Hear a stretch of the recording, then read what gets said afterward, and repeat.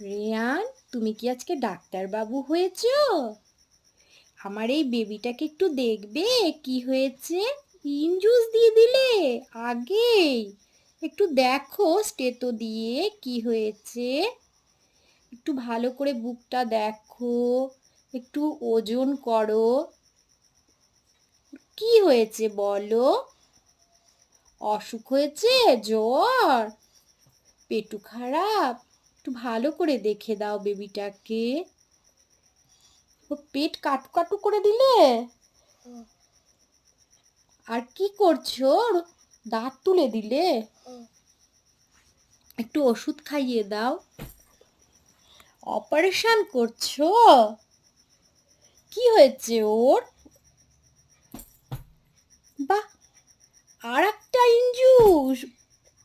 ভালো হয়ে গেল বেবি। দেখো তো।